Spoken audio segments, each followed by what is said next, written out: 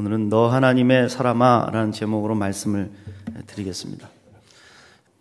저는 피택 장로님들 앞두고 하나님 앞에 기도를 했어요. 하나님, 어떤 분이 장로로 뽑혀야 될까요? 장로로 뽑히는 분들은 어떤 마음으로 주님 앞에 서야 할까요? 기도하는 중에 오늘 읽은 말씀 디모데전서 6장 11절부터 12절 말씀이 떠올랐습니다. 오늘 주신 말씀 이 6장 11절 말씀에 오직 너 하나님의 사람아 라는 말로 시작을 하고 있어요. 디모데는 여러분 아시다시피 사도 바울이 아들처럼 여기면서 훈련시킨 믿음의 일꾼이었죠. 좋은 신앙을 가진 믿음의 할머니와 또 어머니 밑에서 자란 신실한 일꾼이었습니다. 바울과 함께 다니면서 전도 훈련을 했고 말씀 사역 훈련을 받았고 교회를 섬기는 다양한 능력들을 꾸준히 훈련했던 사람이죠. 그래서 바울을 대신해서 개척된 교회들에 나아가가지고 그 교회들을 책임지는 사역을 맡기도 했어요.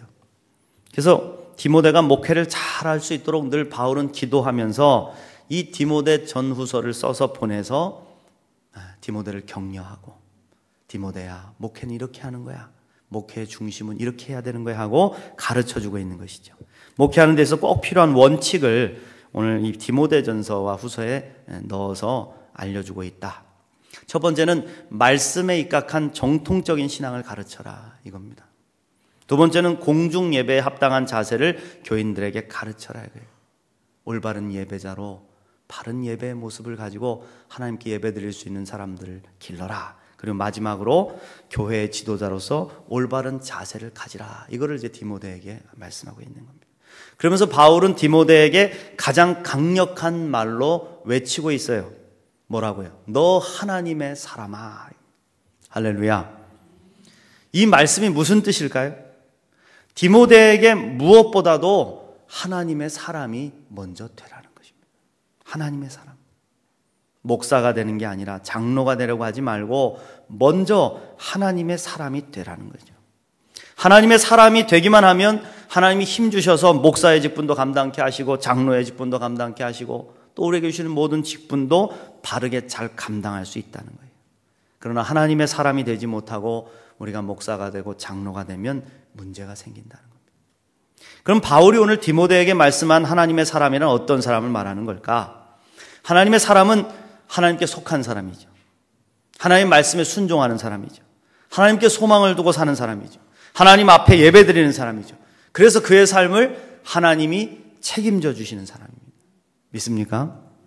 다시 말해서 자기가 누구로부터 왔고 누구의 은혜를 입었으며 누구를 위해 살아가고 있는지를 분명히 아는 사람, 자기 신앙의 정체성을 분명히 가져서 오직 하나님께 두고 사는 사람을 하나님의 사람이라 말하는 거예요.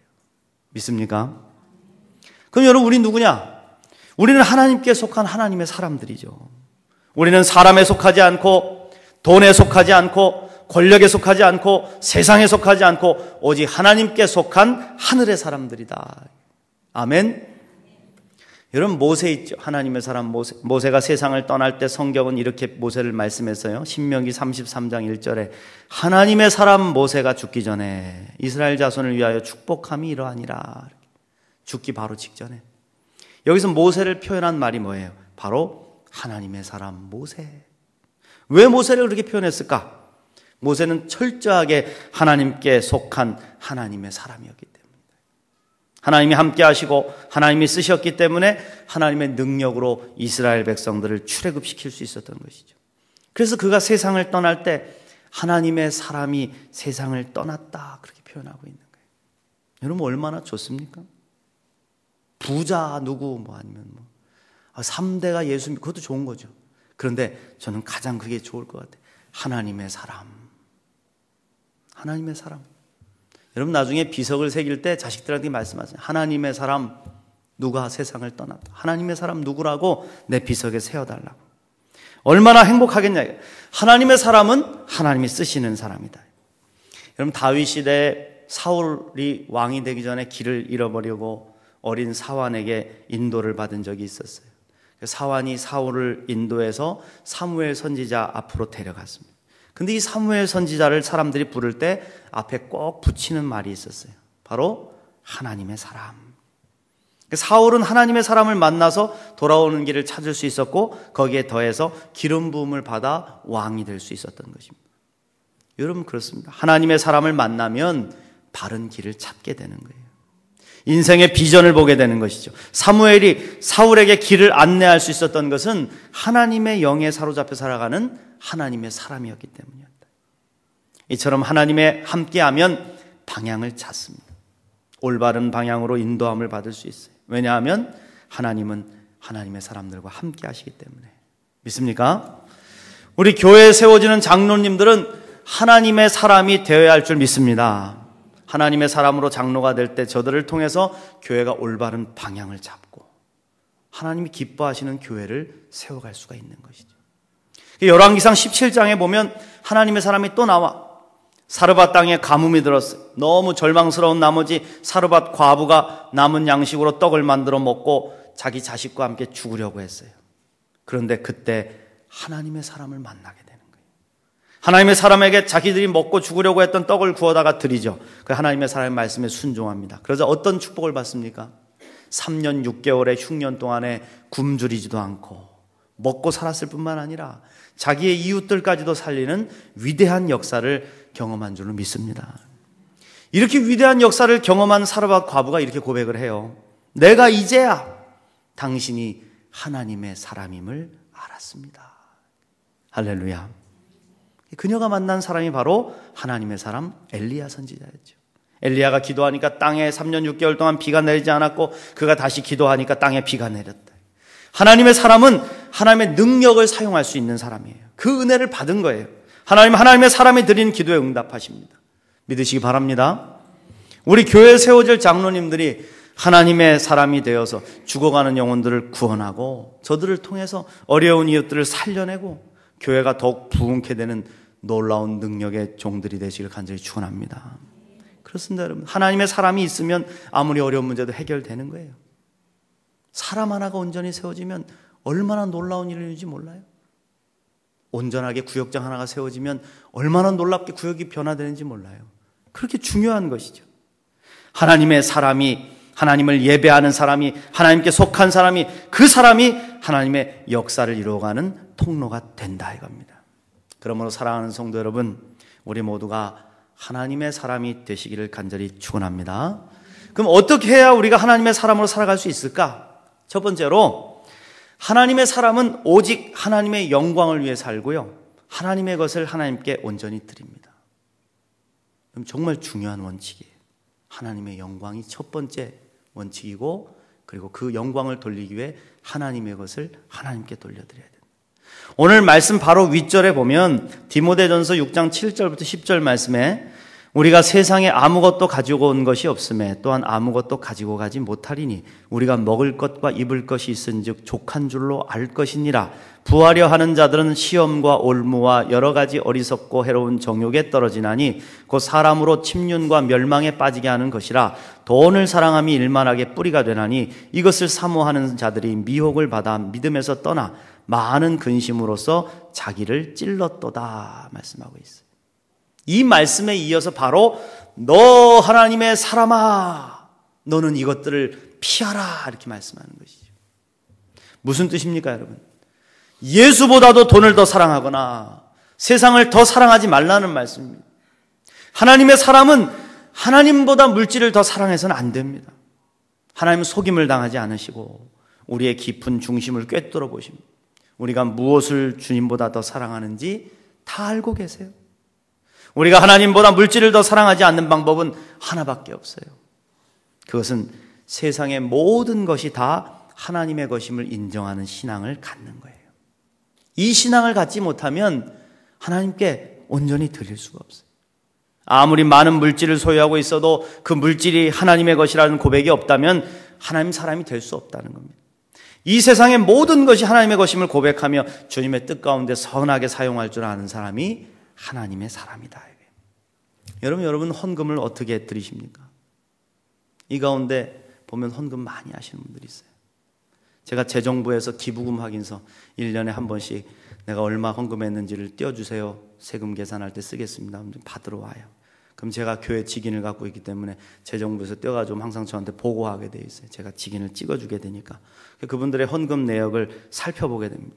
그때 1년치를 한꺼번에 다 더하게 되니까 어떤 분은 몇백만 원, 어떤 분은 몇천만 원도 더 되는 큰 돈을 헌금하셨다는 거 알게 됩니다. 여러분, 이 돈이 적은 돈입니까? 부자라서 많이 드린 겁니까? 아닙니다.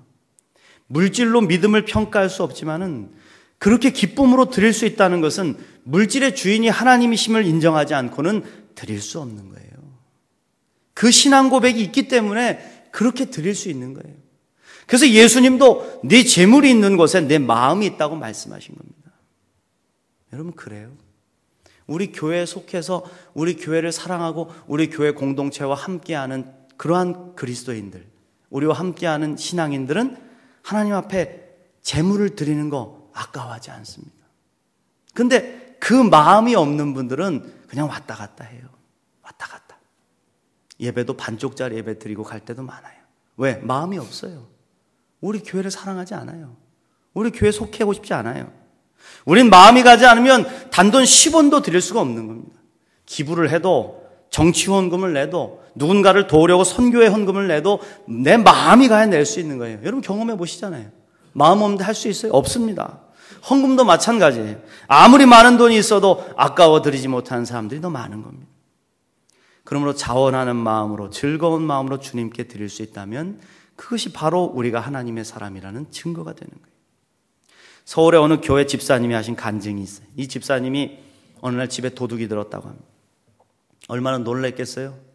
혼자 있는데 여자분들 집에 도둑이 시커먼 놈이 들어와가지고 칼을 디밀고 돈 내놓으려고 하면 얼마나 놀라겠습니까? 그래서 할 수 없이 그냥 집에 있는 돈 다 가르쳐주고 제발 목숨만 살려달라고 빌었다는 거예요. 도둑이 집안에 있는 돈과 폐물을 다 가지고 자루에다 넣고 나가려고 하다가 아무래도 낌새가 이상하니 다시 돌아왔다는 겁니다.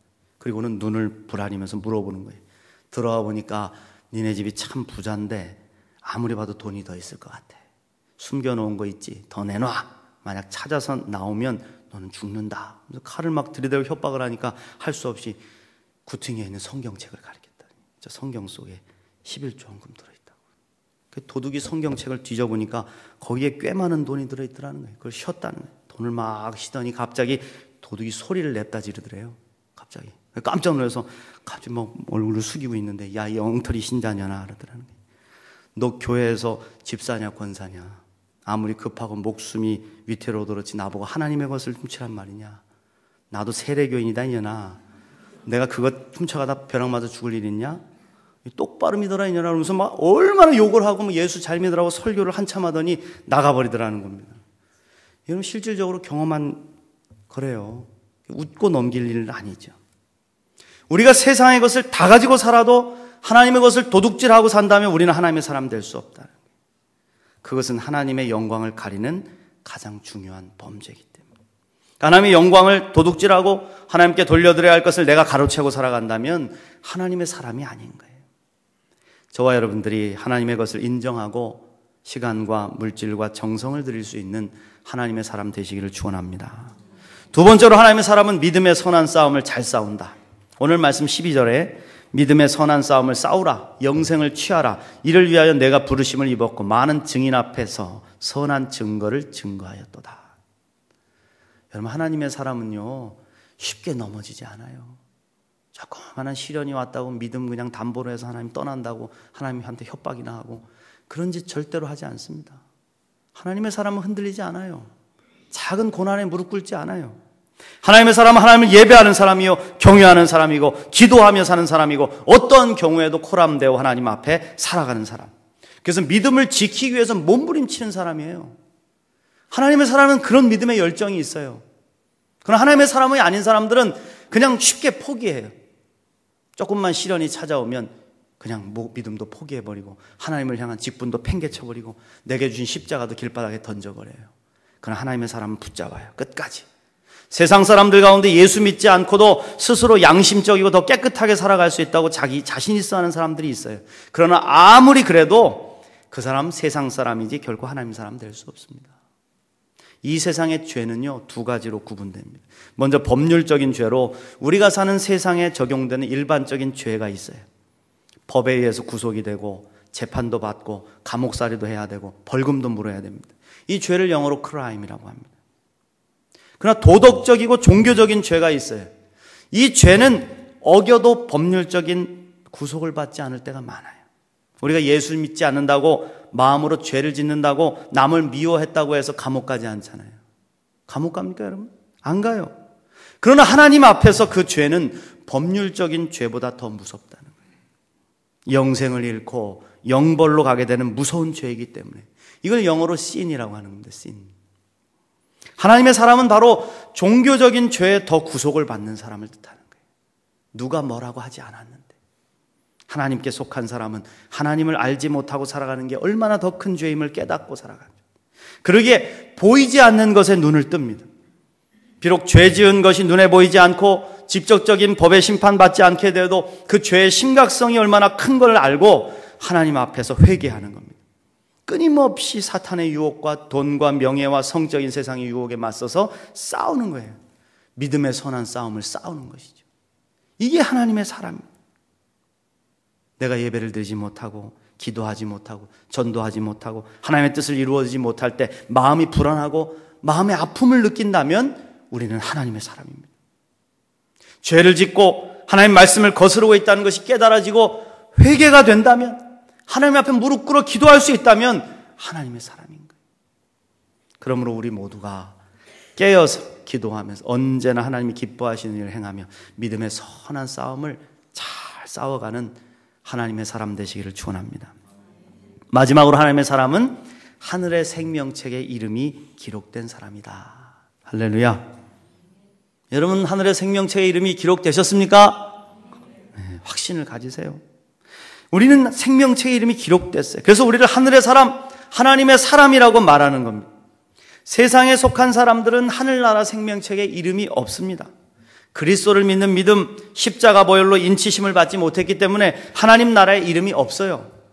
예수 그리스도를 구세주로 고백하고 세례를 통하여 예수님과 연합된 사람의 이름은 하늘에 기록됐습니다. 저와 여러분의 이름이 하늘에 있음을 감사하시길 바랍니다. 그럼 하늘의 이름이 기록된 사람들 해야 될 일이 뭘까? 그럼 바로 복음을 전파하는 것이다. 할렐루야. 누가복음 10장 20절 이하에 보면 예수님께서 제자들을 파송을 했어요. 다 짝을 지어서 보내면서 파송했어요. 가서 복음 전하라고. 제자들이 전도하러 간 사이에 기사와 이적을 많이 경험하게 됩니다. 그냥 그들은 입을 열어서 전도만 하고 다녔는데도 하나님이 함께 하시니까 막 엄청난 기적이 일어난 거예요. 병자들이 고쳐지고 귀신이 떠나가고 막 난리가 났어요. 그 제자들이 큰 승리를 거두고 기쁨으로 돌아와가지고 서로에게 있었던 일들을 막 간증을 했습니다. 그 이야기를 한참 듣고 계신 예수님께서 이렇게 말씀을 하십니다. 누가복음 10장 20절. 그러나 귀신들이 너에게 항복하는 것으로 기뻐하지 말고 너희 이름이 하늘에 기록된 것으로 기뻐하라 하시니라. 할렐루야. 이게 기뻐해야 될 거예요. 전도할 때 우리의 이름이 하늘의 생명책에 깊이 새겨진다. 믿습니까? 예수님께서 말씀하셨듯이 전도하며 받는 고난과 역경과 시련을 통해 우리의 이름이 생명책에 점점 더 깊이 새겨지고 하나님의 사람은 때를 얻든지 못 얻든지 복음을 전파하면서 하나님의 생명책에 이름을 기록하는 사람입니다. 할렐루야. 오늘 사랑하는 우리 양천교회 성도님들과 특별히 장로 피택 투표를 앞두고 있는 사랑하는 주의 종들이 먼저 하나님의 사람이 되시기를 축원합니다. 하나님의 사람이 되기 위하여 오직 하나님의 영광을 위해 살아가시기를 바랍니다. 믿음의 선한 싸움을 잘 싸우시기를 바랍니다. 복음을 전함으로 하늘나라 생명책에 이름이 기록되는 영광을 누리시기를 주님의 이름으로 축원드립니다.